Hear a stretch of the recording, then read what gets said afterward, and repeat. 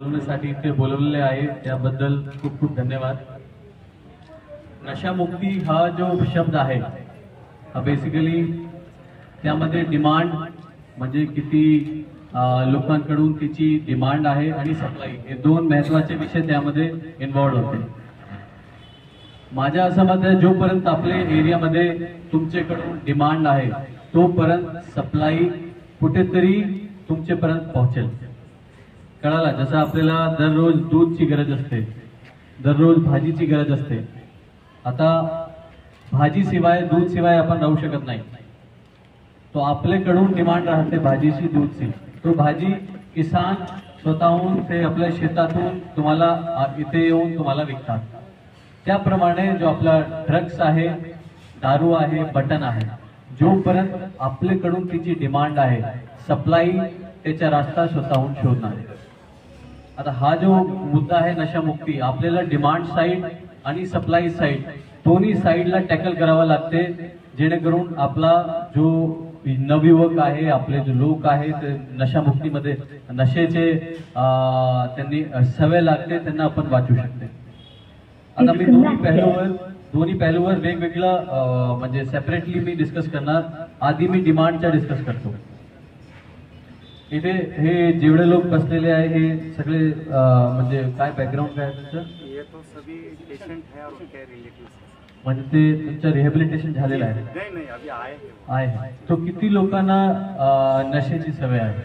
हात वरती करा. ओके ठीक आहे. तुम्ही बोला काय कारण होतं? तुम्ही नशे ब्लू शर्ट ब्लू हा तुम्ही बोला कारण काय होता?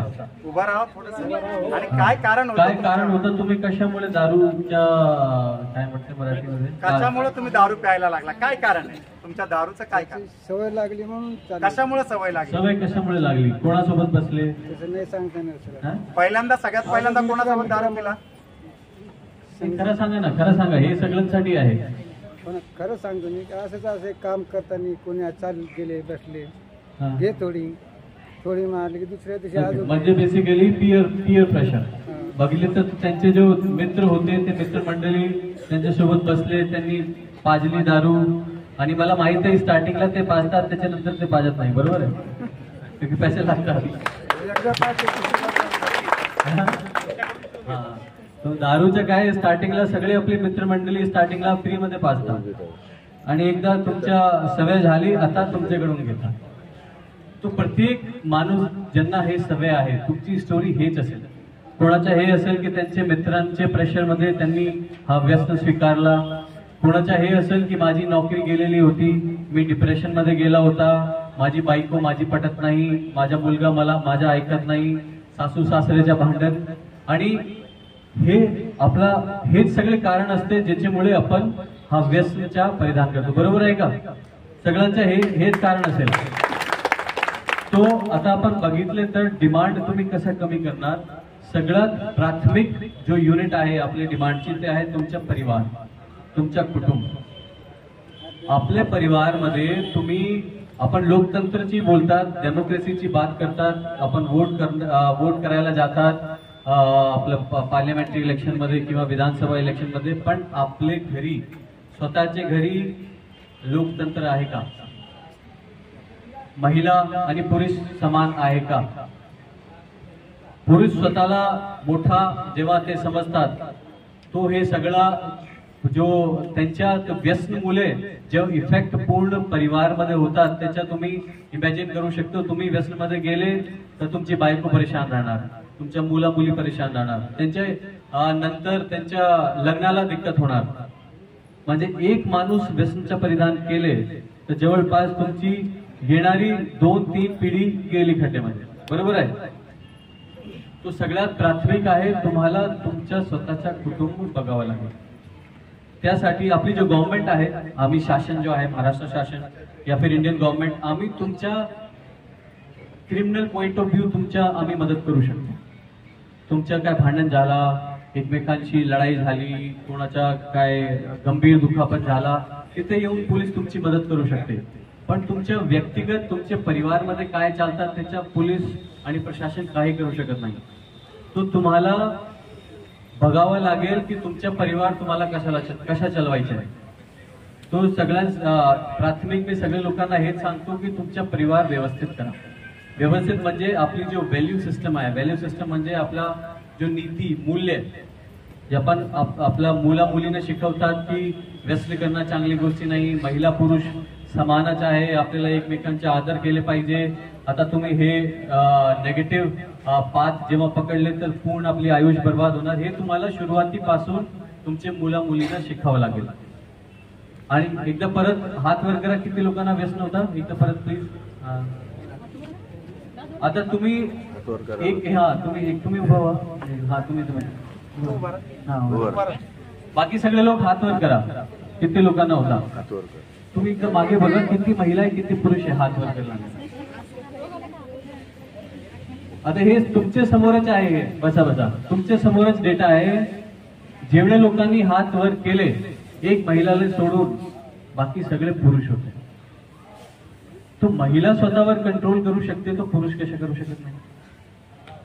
हे तुम्हाला इंट्रोस्पेक्ट करावं लागेल. मतलब महिला आज आपल्या भारताच्या क्षेत्रामध्ये 10वी टॉप करतात, 12वी टॉप करतात, IITचे एक्झाम टॉप करतात. इनफॅक्ट UPSC जिथून मी IPS झालेला आहे ते पण टॉप करतात. पुरुष हा जो व्यसन आहे ते कशामुळे ते पुरुष घेतात, त्याच्या पण कारण आहे. ऑब्व्हियसली पुरुषांवर वेगळ्या प्रकारचा दबाव असते, त्यांना परिवार सांभाळावं लागते, ते परिवारासाठी ते पैसे अर्न करून आणतात. पण परत मी सांगतो, हे सगळा भाग आपला फॅमिलीचा आहे, आपले कुटुंबाचा आहे. तो तुम्ही तुमच्या कुटुंबाला आधी बघा. ठीक आहे, हे कळालं. तर this is point number 1. Point number 2,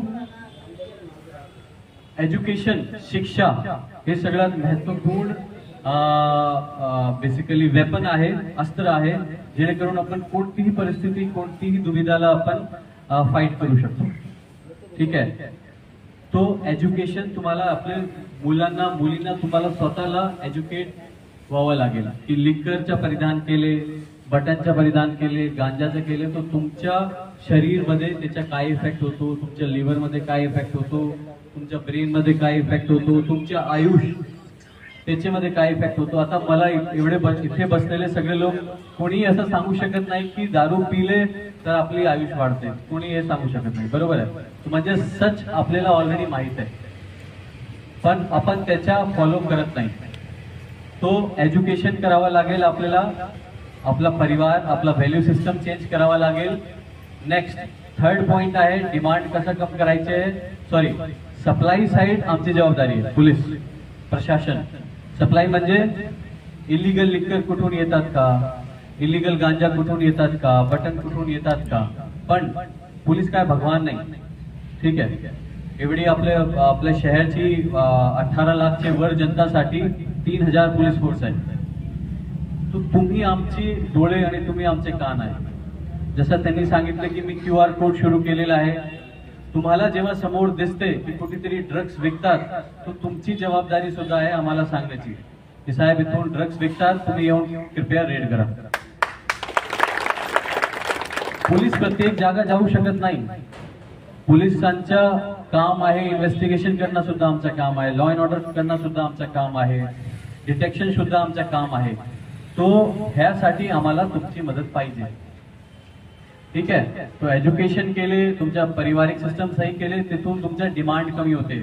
पण सप्लाय साईड कमी करायचे आहे, तो तुमच्याकडून आम्हाला मदत पाहिजे. की जे काय तुमच्याकडे माहिती आहे, मी तुम्हाला शब्द देतो, तुमची ओळख कोणाला आम्ही सांगणार नाही. तुम्ही येऊन आम्हाला सांगा. आणि फक्त ते दारूच्या बाबतीत नाही, कोणत्याही प्रकारच्या व्यसनचे तुम्हाला माहिती असेल तर आम्ही डायरेक्टली तुम्ही आम्हाला येऊन सांगा, नक्की आम्ही त्यामध्ये रेट टाकतील. पण तो झाला सप्लाय साईडचा निर्बंध. पण मी परत सांगतो, जोपर्यंत आपल्याला हे शिक्षाच नाही की ह्याला घेऊन आपल्याला आपल्या कुटुंबाला, आपल्या मुला मुलींना, नंतर येणारी सूनला काय इफेक्ट होणार, तोपर्यंत हे सगळं व्यर्थ आहे. ठीक आहे. तुम्ही तुमच्याशी पण एक दरख्वास्त करतो की हे लोकांना बेसिकली कुटुंबामध्ये काय काय शिक्षा द्यायचे ते पण आपला बेसिकली हे जे आपण प्रोग्राम घेतात तो एक महत्वपूर्ण त्याचा अंग असला पाहिजे. आणि नेक्स्ट समजा कोणाला व्यसन झाला, हे सगळं करून कोणाला व्यसन झाला, जसं तुम्ही लोक आहे 10-15 लोक आहे, सगळ्यात इम्पॉर्टंट ते लोक क्रिमिनल्स नाही. तो कोणीही त्यांना क्रिमिनल्स म्हणून टॅग करू नका. पारिवारिक स्थिती, कौटुंबिक स्थिती, त्यांच्या शेजारच्या लोकांची परिस्थितीमुळे त्यांनी हा परिधान केला. आता आमची जबाबदारी आहे की त्यांना कशा आपण परत रिहॅबिलिट करून त्यांना सोसायटीमध्ये ॲज अ नॉर्मल इन्सान पाठवू. तो तुम्ही त्यांना बहिष्कार करू नका. बहिष्कार केले ते परत तेच सवय त्यांना लागणार. ठीक आहे, तो आपल्याला त्यांना प्रेमाने बोलावं लागेल, काय त्यांची अडचण आहे ते ऐकावं लागेल. रिहॅबिलिटेशनसाठी डॉक्टर्स आहे, ते त्यांचं काम चालू आहे, त्यांच्याकडून कॉन्टॅक्ट करावं लागेल. तो हे बेसिकली मोठामोठी हे माझ्यातर्फे सगळ्यांना सूचना होती. मी अपेक्षा करतो की मी तुम्हाला सांगितलेलं आहे, तुम्ही 10 लोकांना जाऊन सांगणार. आणि माझा पर्पज आणि आमच्या पोलिसांचा पर्पज एवढाच आहे की आपले येणारे जो नवयुवक आहे, आपली येणारी नवयुवक पिढी आहे, जे आता देश चालवणार, ते ड्रग्समध्ये नाही गेले पाहिजे. त्यांच्या डोक्यात देशांना अपलिफ्ट करण्यासाठी, डेव्हलप करण्यासाठी केलं पाहिजे. आपला शहर संभाजीनगर अजून चांगला झाला पाहिजे. एक जो टॅग आहे, ते ड्रग्स चालू आहे, ते बटन चालू आहे, ते आपण सगळे एकमेकांशी हात जोडले तर नक्की आपण त्याला निर्बंध करू शकते आणि आपला शहर अजून चांगला आपण करू शकते. हे शब्द बोलून माझे शब्द थांबवतो. जय हिंद, जय महाराष्ट्र.